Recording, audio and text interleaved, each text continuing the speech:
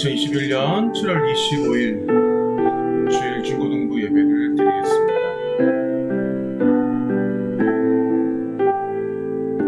같이 사도신경으로 신앙 고백하시겠습니다.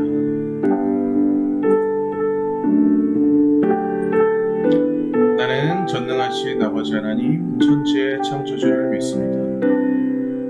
나는 그의 유일하신 아들 우리 주 예수 그리스도를 믿습니다. 그는 성령으로 잉태되어 동정녀 마리아에게서 나시고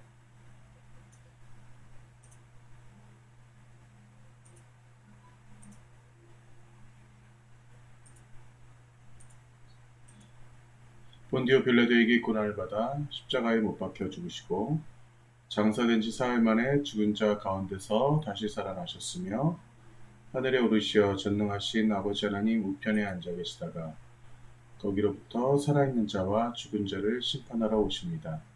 나는 성령을 믿으며 거룩한 공교회와 성도의 교제와 죄를 용서받는 것과 몸의 부활과 영생을 믿습니다. 아멘.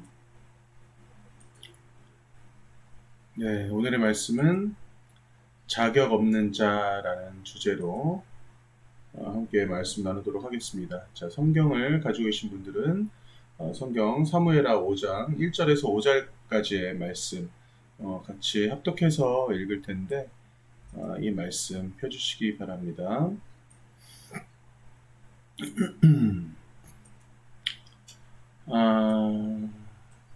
자, 그러면 다 같이 한번 읽어볼까요? 시작. 이스라엘 모든 지파가 헤브론에 이르러 다윗에게 나와 이르되 보소서 우리는 왕의 한 고륙이니이다. 전에 곧 사울이 우리의 왕이 되었을 때에도 이스라엘을 거느려 출입하게 하신 분은 왕이시었고 여호와께서도 왕에게 말씀하시기를 내가 내 백성 이스라엘의 목자가 되며 내가 이스라엘의 주권자가 되리라 하셨나이다 하니라. 이에 이스라엘 모든 장로가 헤브론에 이르러 왕에게 나아오매 다윗 왕이 헤브론에서 여호와 앞에 그들과 언약을 맺음에 그들이 다윗에게 기름을 부어 이스라엘 왕으로 삼으니라. 다윗이 나이가 30세에 왕위에 올라 40년 동안 다스렸으되 헤브론에서 7년 6개월 동안 유다를 다스렸고 예루살렘에서 33년 동안 온 이스라엘과 유대를 다스렸더라. 아멘. 네, 오늘 말씀 여러분들 또 우리가 같이 한번 사무엘하 말씀을 우리가 지지난주에 그죠? 함께 나눴었죠. 그 말씀 가운데 우리가 어떤 말씀을 나눴는지 잠깐 짚어보고 그 다음에 말씀 전할 수 있도록 하겠습니다.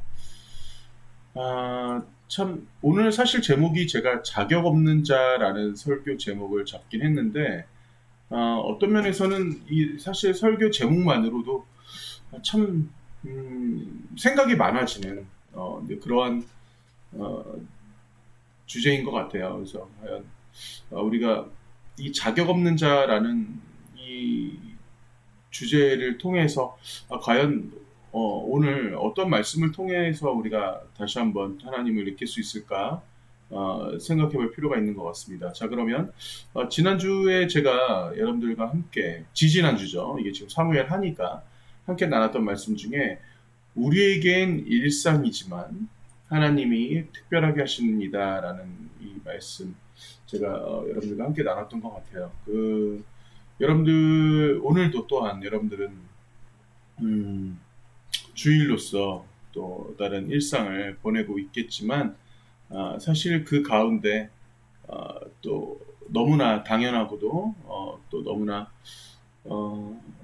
여러분들 삶 가운데 너무나 평이하게 지나간 하루일지 모르겠지만 하나님이 어쩌면 오늘 하루를 여러분들을 특별하게 만드셔서 또 여러분들에게 있어서 그 특별한 시간들이 여러분들의 인생을 좌지우지할 수 있는 또 그러한 날들이 될 수 있기를 반드시 소망합니다.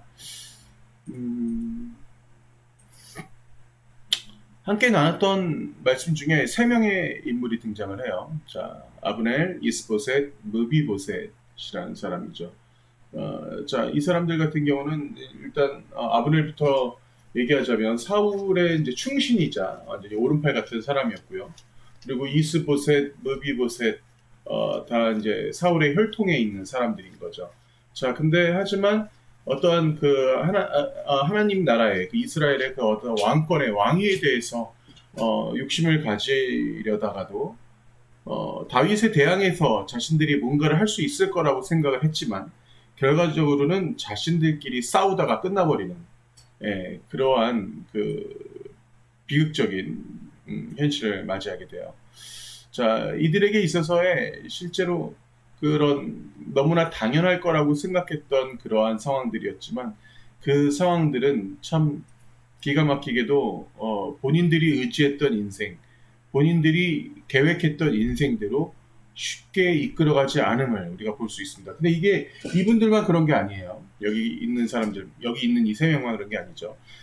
마지막까지 살은 사람은 무비보셋이에요. 근데 무비보셋은 제가 간단하게 여러분들에게 얘기했었지만, 요나단의 아들입니다. 요나단의 아들인데, 어떻게 됐다 그랬죠? 그, 유모가 무비보셋이 5살 때, 얻고 그 도망가 뛰다가 넘어지는 바람에 두 다리를 모두 불구자로 만들어버리는 그런 안타까운, 그러한 현실을, 겪게 되죠. 자, 이 사람의 인생이라는 것은 결과적으로 자신들이 정한, 자신들이 목표한 그 인생대로 되는 사람은 실제로 거의 없어요. 예. 정말로 이것은, 어떻게 보면 이거 인간사의 진리인 것 같아요. 자신들이 정한 그 어떤 그런 인생 가운데 그대로 내가 목표한 대로, 내가 원하는 대로 내 인생은 반드시 흘러갈 수 있을 거야 라고 생각하는 사람은 아무도 없습니다. 그렇게 장담할 수 있는 사람도 없어요. 어쩌면 그것이 우리가 하나님을 믿는 이유이기도 합니다. 차라리 내 인생, 내 맘대로 안 될 바에 하나님 은혜대로, 하나님 은혜 가운데 이끌어 주십시오라고 우리가 고백할 수 있는 그러한 신앙이 여러분들에게 있기를 간절히 소원합니다. 자, 다윗이 일생 동안 기름 부음을 받은 횟수가 있어요. 다윗이 살아가면서 맨 처음에 이제 사무엘을 만났죠. 사무엘을 만나서 베들레헴에서 목동 생활을 할 때 그때 얼떨결에 자 사울이라고 하는 왕이 버젓이 있는데 그 목동 시절에 기름 부음을 받게 됩니다. 자, 두 번째는 얼마 전이 있어요. 저저번 주에 받았다는 게 아니라 저저번 주에 받았다는 그 내용의 본문을 우리 함께 나눴습니다. 그게 어디서냐? 바로 헤브론이라는 땅에서 유다 장로들에게 그 왕으로서의 그 기름 부음을 받습니다. 그래서 실제적으로 왕은 왕이지만 이스라엘 전체가 아니라 유다 장로, 그 어떤 유다 지역에서의 그 왕의 임무를 얻게 되죠. 자, 그리고 오늘 바로 이스라엘 왕으로서의 그런 모습을 가지게 됩니다. 그래서 오늘 말씀 잠깐 보면은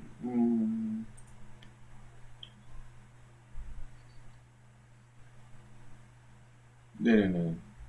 오늘 말씀 잠깐 보면 지금 여기 보시면 이스라엘 모든 지파가 헤브론에 이르러 다윗에게 나와. 이스라엘 모든 지파입니다. 중요한 건 보소서 우리는 왕의 한 고륙이니이다. 벌써 어떤 멘트 자체가 벌써 뉘앙스가 다르죠.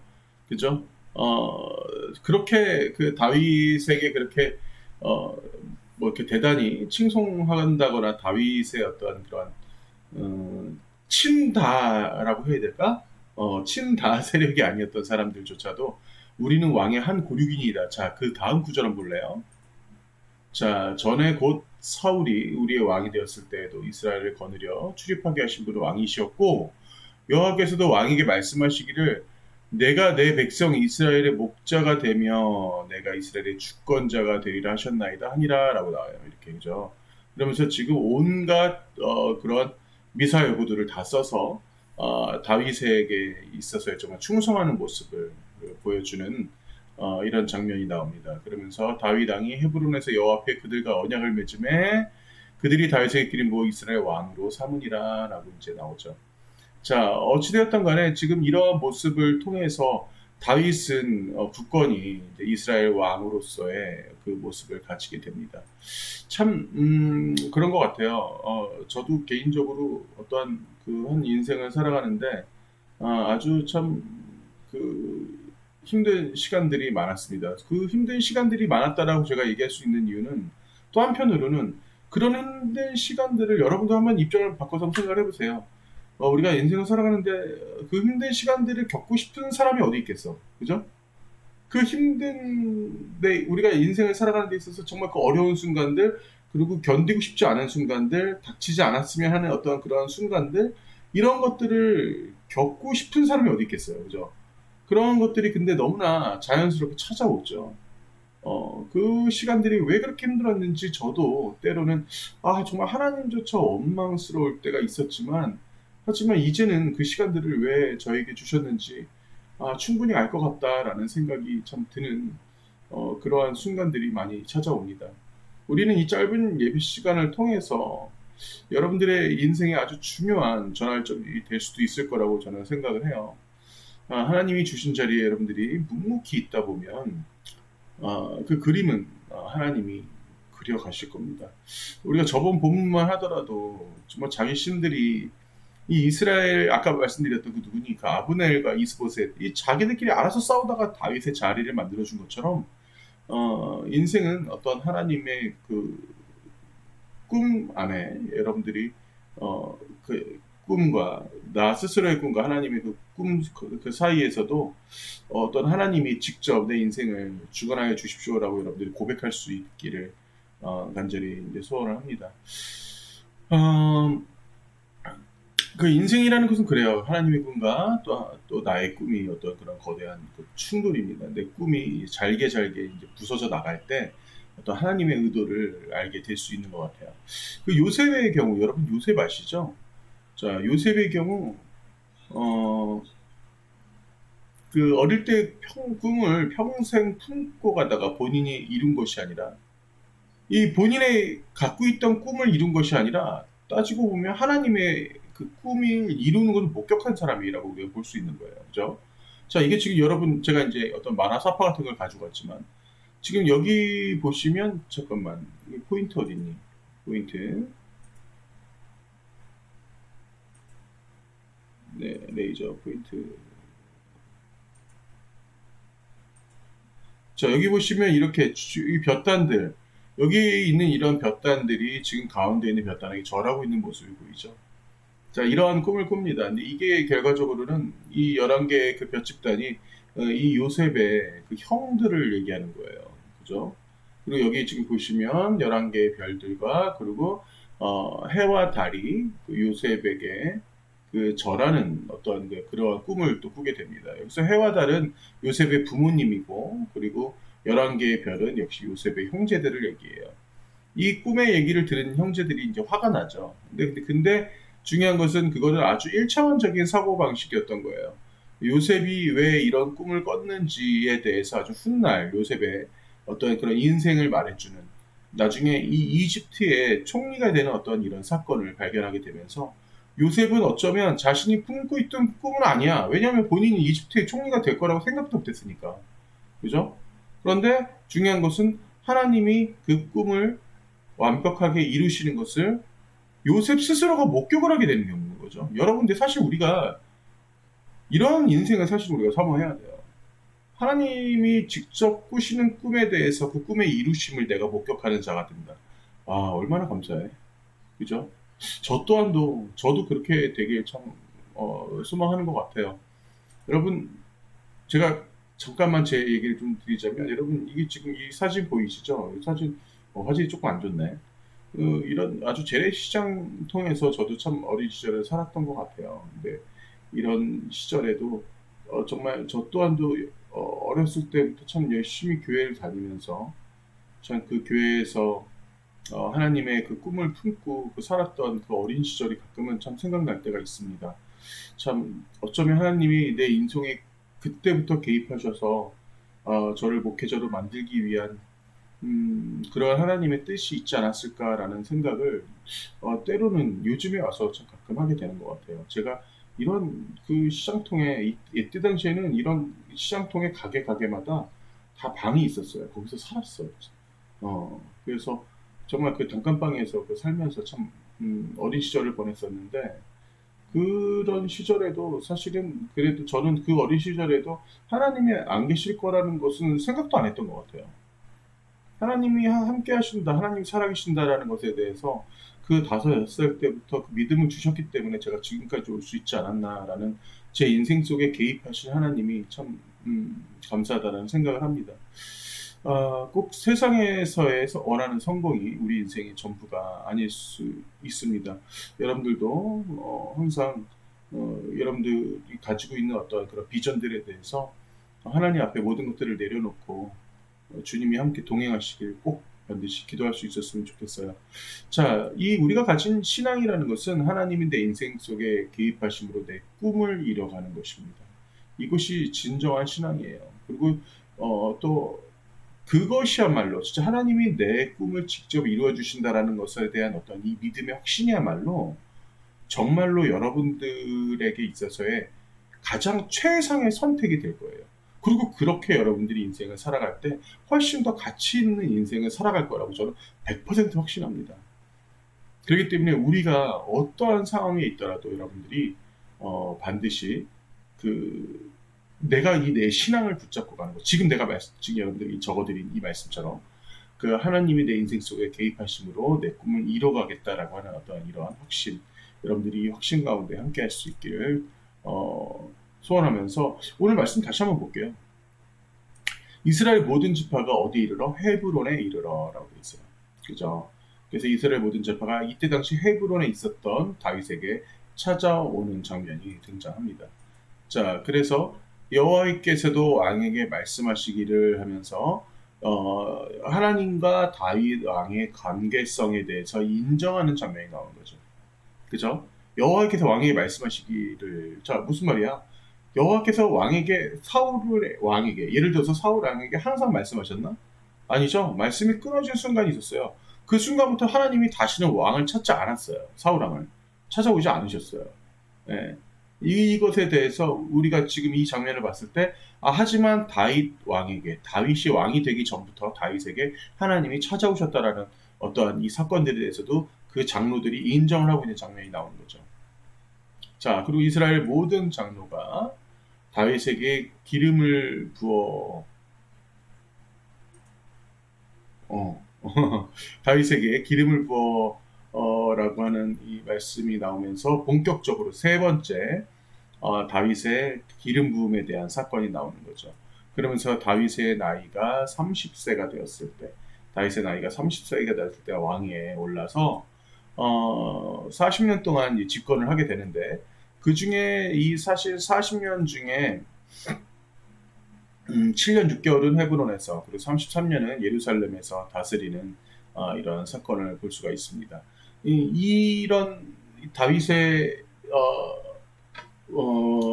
왕으로서의 어떤 그 기름 붓는 사건을 통해서 사실 다윗의 어떤 그런 자신의 그 인생을 돌아보면서 자신이 그 고백하는 그런 장면들이 나와요.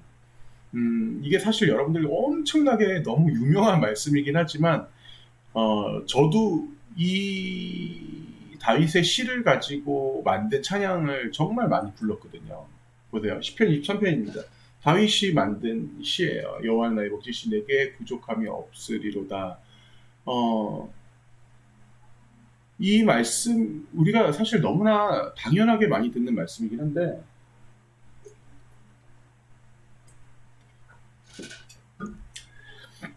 여호와는 나의 목자시니라는 이 말씀은 결과적으로 본인은 양이 되고 하나님은 나의 목자가 된다라고 하는 고백이잖아요.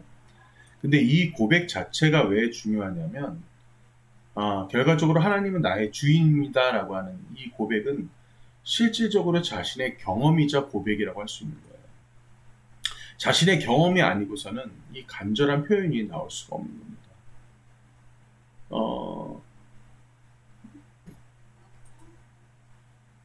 이 말씀이 중요한 것은 요한복음 10장 11절에 예수님의 어떠한 그런 말씀과 매칭이 되기 때문에 그래요. 예수님이 뭐라고 하셨냐면 요한복음 10장 11절 말씀을 보면 나는 선한 목자라 선한 목자는 양들을 위하여 목숨을 버리거니와. 이게 너무나 중요한 말씀입니다. 예, 지금 다시 한번 볼게요, 여러분. 지금 다윗이 쓴 10편 23편 여호와는 나의 목자시니 내게 부족함이 없으리로다면서 하나님이 나의 주인 되심을 고백하는데, 예수님께서는 나는 선한 목자라. 선한 목자는 양들을 위하여 목숨을 버리거니와 라는 이 말씀을 하셨어요.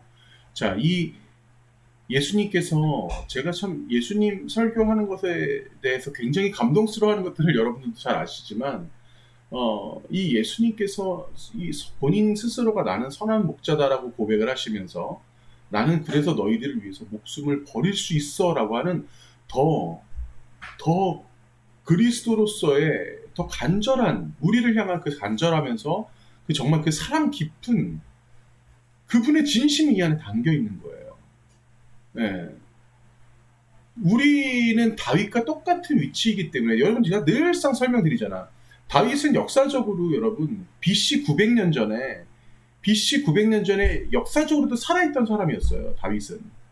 그 다윗이 정말 하나님을 완벽하게 경험을 했기 때문에 그 경험에서 우러나오는 시편 23편을 만들었다면 예수님께서는 진짜 완벽한 하나님이자 완벽한 인간으로 오셔서 나는 선한 목자로서 내가 너희들을 위해서 목숨을 버리겠다라고 하는 이 고백을 하시면서 나중에 실제로 목숨을 버리셨죠. 이러한 예수님의 이 고백에 대해서 우리는 이 신약과 구약을 아울러서 같이 함께 생각해서 우리가 그 안에서의 그 감사함과 또한 우리의 신앙 고백이 되어야 돼요. 제가 이쯤에서 꼭 소개해드리고 싶은 사람이 있습니다. 제가 어른 설교 때도 한번 소개를 해드렸던 사람이긴 한데 바로 디트리 본 헬퍼라고 하는 독일의 아주 유명한 그 신학자예요. 이 사람이 그 이제 그 세계 뭐야 2차 대전 당시 때 그 이제 히틀러가 그 유대인들을 정말 그 수백만 명을 죽여 나가고 거의 6, 700만 명 죽였죠. 그리고 유대인만 그 정도 죽였어. 다른 인종들까지 다 합하면 1000만 명 이상 죽였어요.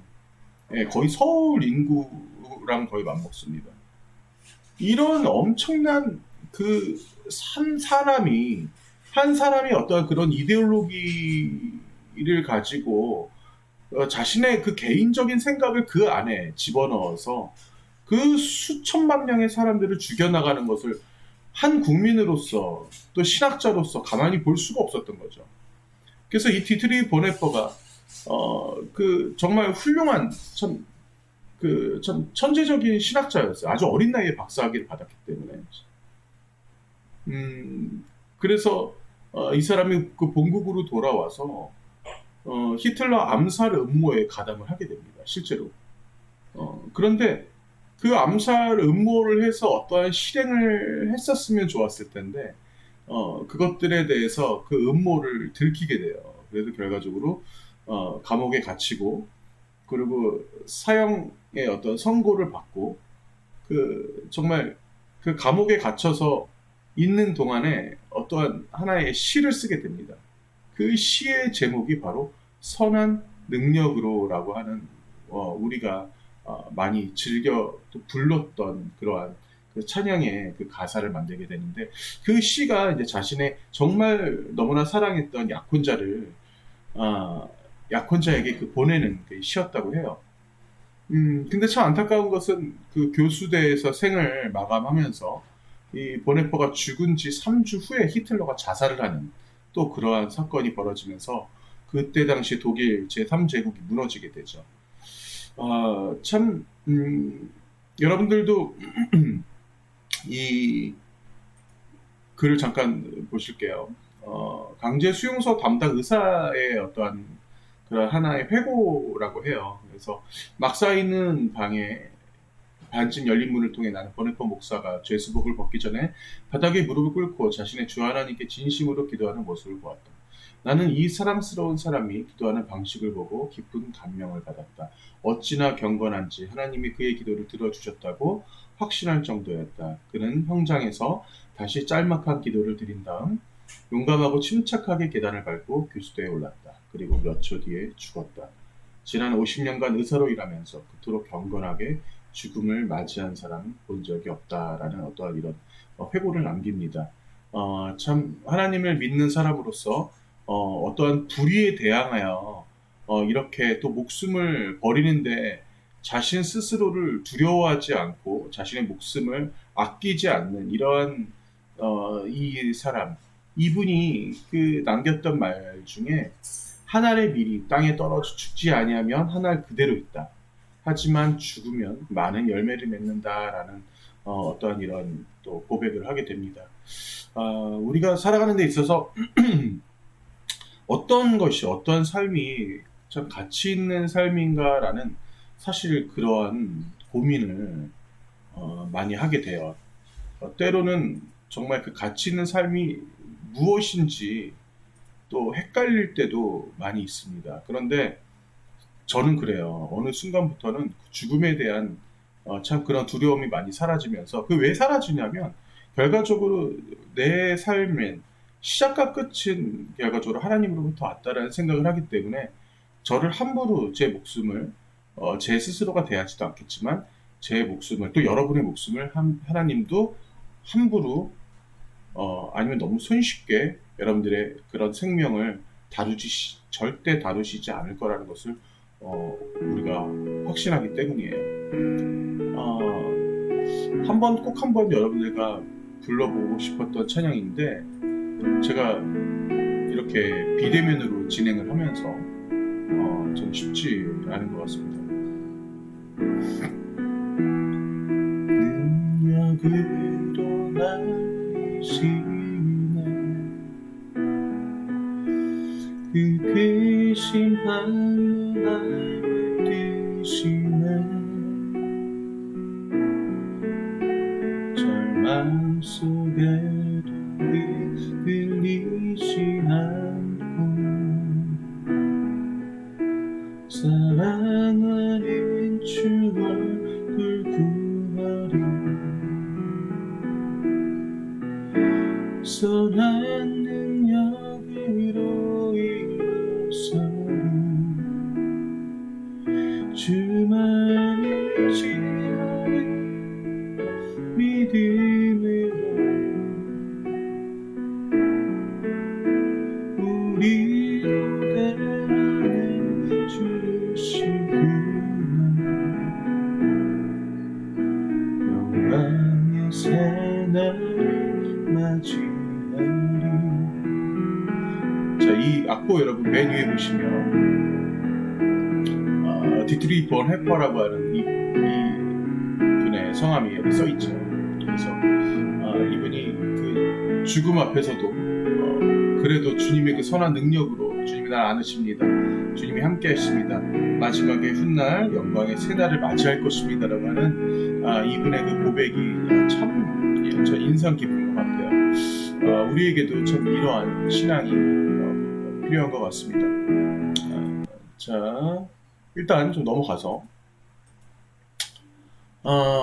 사무엘하 5장으로 제가 잠깐 좀 넘어가 볼 필요가 있는 것 같아요. 때로는 우리들이 이 사건들을 통해서 지금 다윗이 우리와 함께 했었던, 다윗이 이제 겪었었던 어떤 이런 일들이 또 여러분들에게 있어서의 또 우리의 또 신앙의 선임자로서 같은 그런 신앙의 그 라인을 같이 할 수 있었으면 좋겠습니다.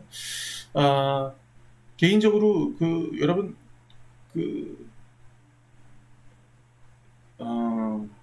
사랑이라는 거 하는 어떠한 이런 감정 자체는 우리가 주는 것인가 받는 것인가라는 것을 좀 고민해 볼 필요가 있어요. 여러분, 사랑은 주는 겁니까? 받는 겁니까? 그렇죠? 상당수의 우리 친구들이 이제 주는 거라고 생각했을 수도 있는데, 사랑은 받는 거예요. 받아봐야 줄 수 있는 것이고, 또 줄 아는 겁니다. 사랑에 줄 수 있는 방법을 아는 것이죠. 대접을 받아본 사람이 대접을 할 줄 아는 것처럼, 개인적으로 저는 교육자로서 받는 것이 너무나 마음이 힘들 때가 많아요. 왜냐하면 제가 교육자라는 것은, 제가 하나님을 말씀을 전달한다는 것은 예수 그리스도의 그 의미대로, 예수 그리스도의 그 삶대로 살아가야 되는데, 그렇기 때문에 제가 더 많이 줘야 되는데 그렇게 하지 못할 때가 많기 때문에 그게 참 여러분들에게 있어서 참 미안함이 많이 있습니다. 또 지금 같은 시대가 또 더 그렇게 또 힘든 또 시기인 것 같아요. 자, 일단 사무엘하 5장 6절의 말씀을 일단 조금 더 짚고 넘어갈 필요가 있는 것 같아요. 자, 이 부분 좀 말씀을 좀 보면 결과적으로 왕과 그의 부하들이 예루살렘으로 가서 그 땅 주민 여부스 사람을 치려하매라고 돼 있어요. 자, 일단 이 여부스 사람은 어떤 사람들이냐면 그때 당시에 그 이스라엘에 남아 있는 그 자녀 민족이었어요. 이 자녀 민족들이 사실 이제 조금 뭐랄까 좀 강한 민족들이었어 이들이. 그래서 이들이 어떻게 지금 대항하는지 잘 보세요. 그 사람들이 다윗에게 이르되 그 사람들이 다윗에게 말합니다. 너가 결코 이리로 들어오지 못할 거야.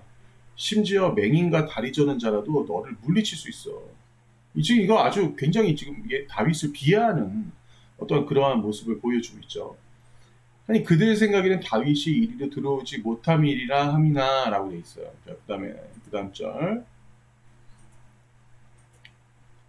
자, 다윗이 시온 산성을 빼앗았으니, 자, 근데 단번에 빼앗아 버립니다. 다윗이 그 여부스의 그 민족에 이는 다윗성이 그 거기에다 다윗성을 세워버려요. 그날에 다윗이 이르기를 누구든지 여부스 사람은 치거든 물 깊는 데로 올라가서 다윗의 마음에 미워하는 다리 저는 사람과 이거 사실 좀 상징적인 내용인데 여러분 이거 오해하면 안 됩니다. 그 다리 저는 사람과 맹인을 칠하였으므로 속담이 되어서 이르기를 맹인과 다리 저는 사람은 집에 들어오지 못하리라 하더라고 돼 있어요. 왜냐하면 그들이 여부스라고 하는 그 민족이 다윗을 약올리듯이 다 한번 감히 다윗에게 야 다윗 정도는 야 맹인이나 다리 저는 사람도 이길 수 있어 라고 했던 그 말 때문에 절대 내가 있는 집 안에 내가 있는 성 안에 내가 있는 다윗성 안에는 다리 저는 자나 맹인은 절대 들어오지 못할 거야 라고 하는 어떤 이런 룰 아닌 룰을 만들어 버려요. 자 그런데 이 룰이 사실 자 기가 막힌 게 어떠한 장애인들을 비하한다거나 절대 그런 것이 아닙니다. 어떤 상징적인 언어 유희라고 볼 수가 있어요. 근데 이 사건이 중요한 것은 여러분 저번 주에 제가 설명드렸지만 사울의 집안에 아직 살아있는 사람이 있다. 제가 오늘도 설명드렸구나. 그 살아있는 사람 누구야? 바로 므비보셋이라는 사람이 아직 살아있었어요. 여러분 조금만 더 넘어가 봅시다. 9장 1절 볼게요. 다윗이 어느 날 갑자기 이제 9장쯤 갔을 때 사울의 집에 아직도 남은 사람이 있느냐라고 물어봐요. 그 이제 신하들에게. 내가 요나단으로 말미암아 그 사람에게 은총을 베풀리라 아니라. 그러니까 요나단이라고 하는 그 사울의 아들이라고 하는 그 요나단의 그 자신의 그 친구의 그 마음이 이제 어느 순간 친구 보고 싶었던 것 같아 왠지. 그 친구에 대한 그 마음에 내가 그에게 은총을 베풀고 싶어라고 이제 어떤 의도를 비치죠. 자, 그랬더니 3절에 어떻게 돼요? 왕이 이르되 사울의 집에 아직도 남은 사람이 없느냐 내가 그 사람에게 하나님의 은총을 베풀고자 하노라 하니 시바가 왕께 아뢰되 요나단의 아들 하나가 있는데 다리 저는 자니이다 라고 지금 얘기를 해주고 있어요. 그죠? 자, 드디어 정말 꽁꽁 숨어있던 이 다리 저는 자 요나단의 아들이 갑자기 등장을 합니다. 자, 그래서 9절에 보면 왕이 사울의 시종 시바를 불러 그에게 이르되 사울과 그의 온 집에 속한 것은 내가 다 내 주인의 아들에게 주었노니 라고 하면서 자, 그 아들 그 무비보셋에 대한 어떠한 그런 자비를 베푸는 장면이 성경에 등장하죠. 사실 본인이 맹인과 다리 저는 자는 절대 다윗성에 들어오지 못하게 하겠어라고 어떠한 그런 법률을 어떠한 그런 율법을 규율을 만들었지만 실질적으로 그 규율에 대해서 다윗이 자기 스스로 깨버리는 어떠한 이런 사건이 지금 벌어지는 거예요. 그런데 10절 잠깐 봅시다. 중간부터 볼게요. 그러나 내 주인의 아들 무비보셋은 항상 내 상에서 떡을 먹으리라 하니라. 시바는 아들이 15명의 종이 20명이라 나왔죠. 그러면서 시바가 왕께 아뢰되 내 주 왕께서 모든 일을 종에게 명령하신 대로 종이 준행하겠나이다 하니라. 무비보셋은 왕자 중 하나처럼 왕의 상에서 먹으니라 라고 이렇게 나오죠. 자, 여기서의 이 지금 다윗의 행위는 사실 다윗의 왕국에 감춰진 어떠한 자비와 은혜예요. 또 다르게 말한다면 어떠한 십자가의 사랑이라고 볼 수 있는 거죠.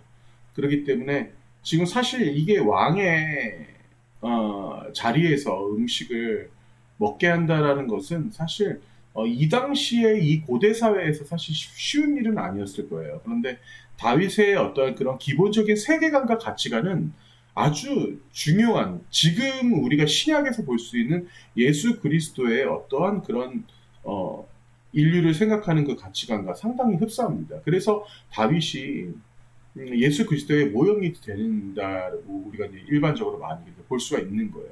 지금 이 모습만 하더라도 이미 그 극률한 마음이 있었던 거야. 무비보셋에 대해서.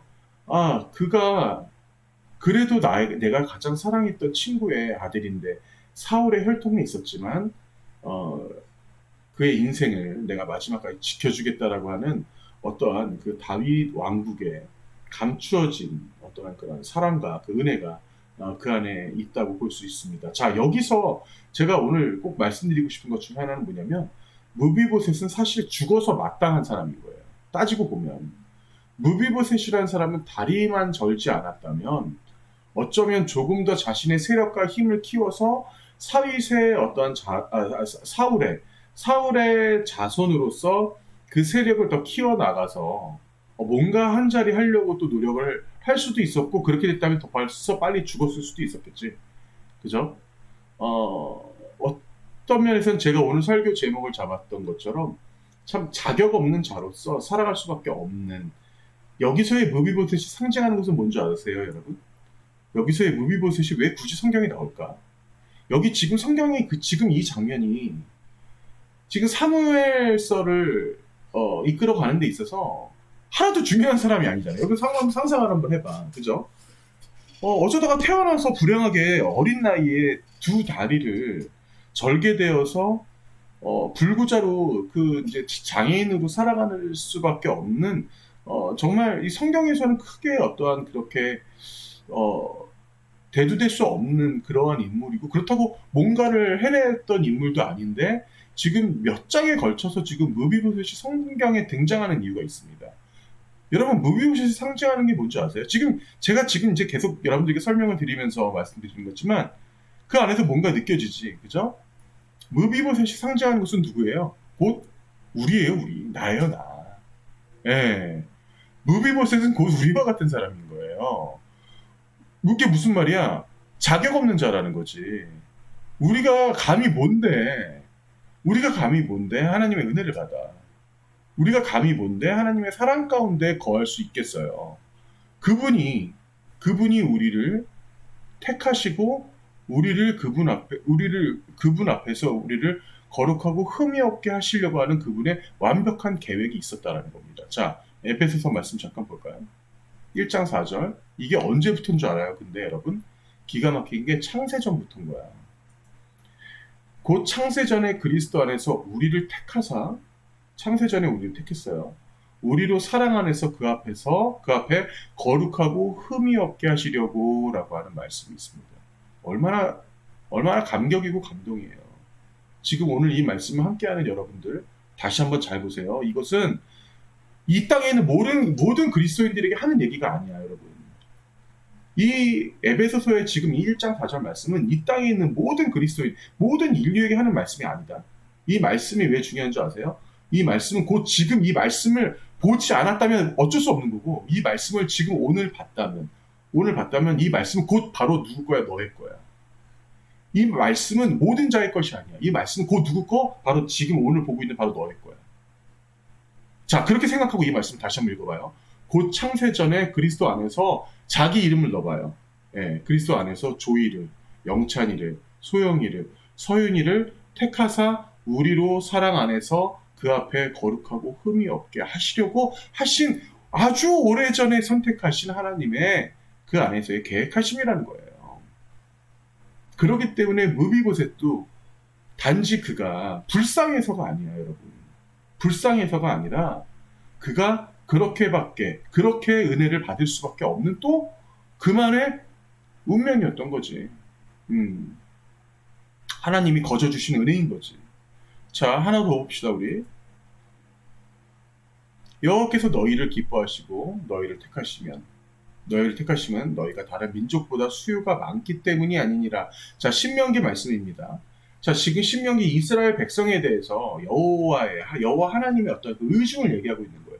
너희가 지금 대단하기 때문이가 아니야. 다른 민족보다 수요가 많기 때문이 아니야.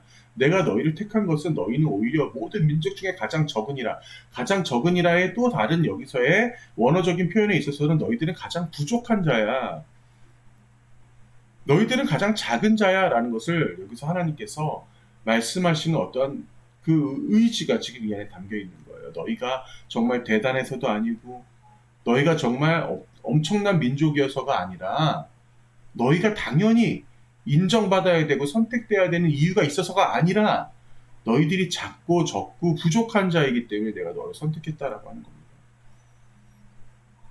선택하심도 감사하지만 그 어떠한 상황에서도 주님이 여러분들과 함께 하시면서 우리가 죽을 수밖에 없는 자이지만 하나님이 나를 이렇게 선택했구나. 나는 참 작은 자인데 하나님이 나를 크게 써주시겠구나 라고 하는 여러분의 그 기대하심이 반드시 오늘 말씀 가운데 거할 수 있길 바랍니다. 예수님이 우리를 아들 삼아주시고 하나님 나라의 주심에 감사하면서 아무런 자격도 없지만 우리는 주님 앞에 겸손하게 나가겠습니다 라는 그 마음으로 여러분들이 이 시간 같이 함께 그 감사하는 그 고백 가운데 그 기도로 여러분 주님 앞에 감사할 수 있기를 소원합니다. 잠시 기도하면서 말씀 마치겠습니다. 하나님 감사합니다. 오늘도 주님의 말씀을 통해서 저희가 다시 한번 깨닫습니다. 므비보셋이 이 성경 속에 나왔던 이유가 결과적으로는 그 모습이 나의 모습이며 이 땅에서 너무나 낮고 천한 또 너무나 부족할 수밖에 없고 너무나 작은 자유로 이 땅에 남아있는 저의 모습이지만 주님께서 저를 써주시며 저를 귀하게 여기시며 저를 높이 들어주시며 이 땅에서 살아가는 그 모든 계획 속에 주님의 계획에 함께 하심을 다시 한번 감사드립니다. 주님 저를 써주시옵소서. 주님 저를 이 땅에서 우리 아이들을 이 땅에서 반드시 필요한 자들로서 주님께서 중요한 그 아들로서 이 땅에 아주 큰 딸로서 언제나 주님의 그 손길로 붙잡아 주시옵소서. 늘 함께 하시는 주님께 감사드리며 예수님의 이름으로 기도드립니다. 아멘.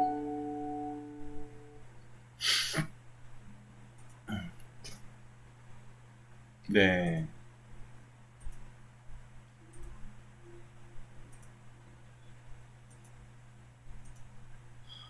주기도문으로 예배 마치겠습니다.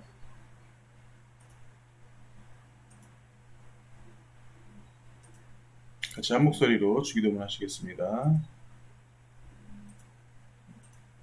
하늘에 계신 우리 아버지의 이름을 거룩하게 하시며 아버지의 나라가 오게 하시며 아버지의 뜻이 하늘에서와 같이 땅에서도 이루어지게 하소서.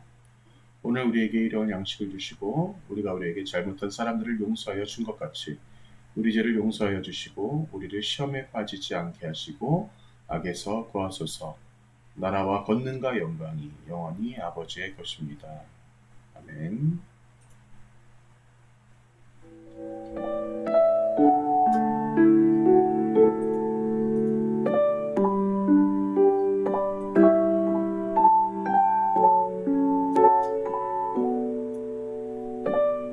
자, 7월 말씀 우리 마지막으로 오늘 7월 마지막 제주니까 마지막으로 읽고 같이 한번 또 함께 이 말씀으로 또 은혜 나눠보겠습니다.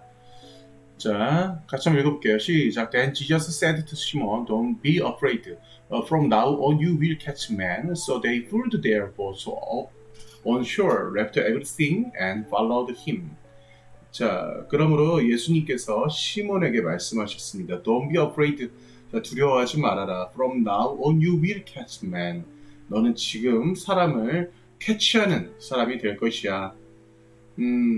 참 아주 중요한 표현인 것 같아요. 제가 예수님에 대한 설교를 여러분들에게 더 많이 하고 싶어요. 그거 하게 될 건데 참 이 부분에서 사실 이 본문도 너무나 참 중요한 본문인 것 같아요. 제가 여러분들과 함께 또 나눌 수 있도록 하겠습니다.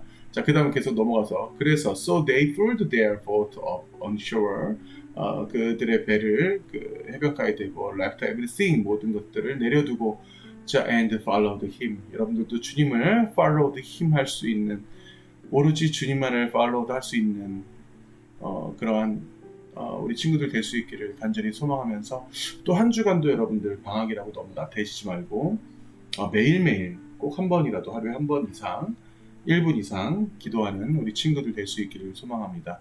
자, 그러면 이것으로 예배 마치겠습니다. 감사합니다.